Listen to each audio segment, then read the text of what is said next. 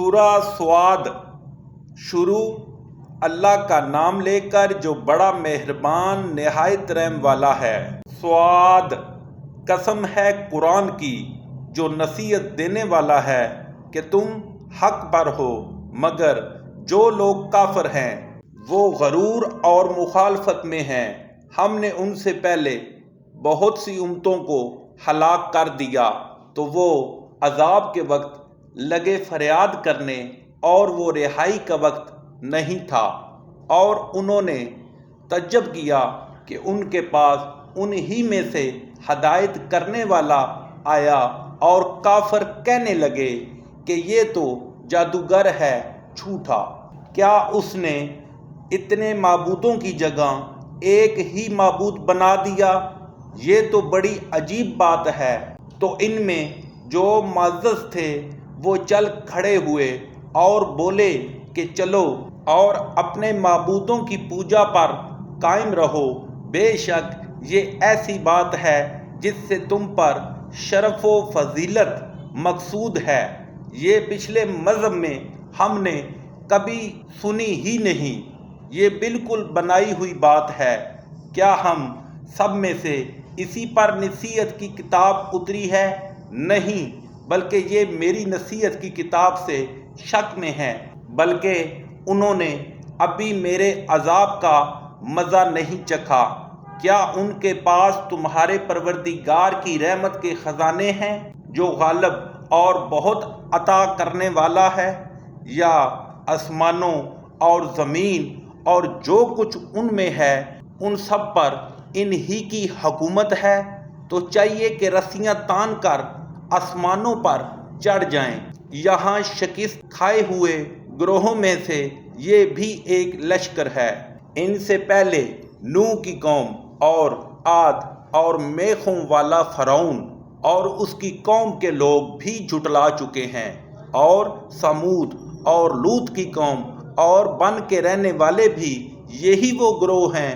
ان سب نے پیغمبروں کو جھٹلایا تو میرا عذاب ان پر واقع ہوا، اور یہ لوگ تو صرف ایک زور کی آواز کا جس میں شروع ہوئے پیچھے کچھ وقفہ نہیں ہوگا انتظار کرتے ہیں، اور کہتے ہیں کہ اے ہمارے پروردگار، ہم کو ہمارا حصہ حساب کے دن سے پہلے ہی دے دے۔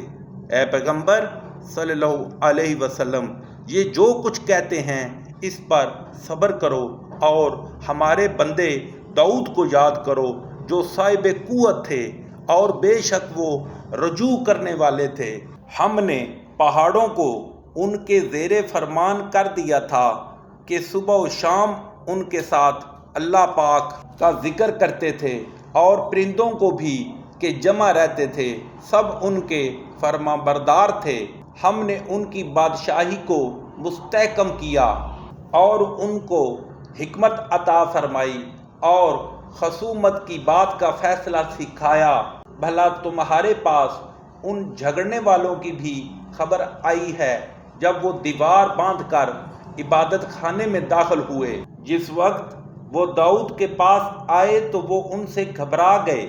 انہوں نے کہا کہ خوف نہ کیجیے، ہم دونوں کا ایک ہی مقدمہ ہے کہ ہم میں سے ایک نے دوسرے پر زیادتی کی ہے، تو آپ ہم میں انصاف کا فیصلہ کر دیجیے اور بے انصافی نہ کیجیے گا، اور ہم کو سیدھا رستہ دکھا دیجیے۔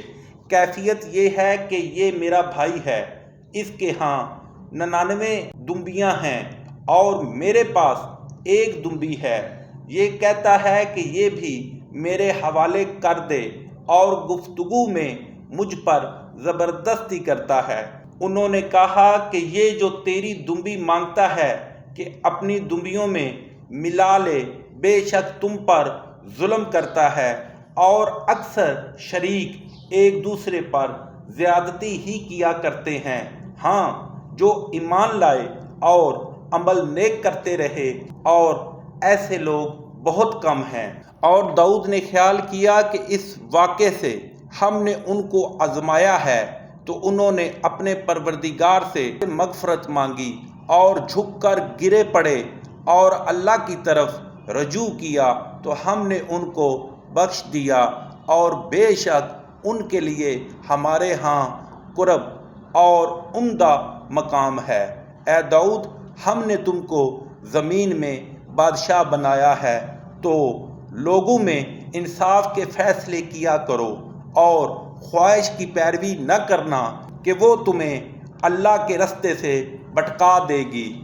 جو لوگ اللہ کے رستے سے بھٹکتے ہیں ان کے لیے سخت عذاب تیار ہے کہ انہوں نے حساب کے دن کو بھلا دیا۔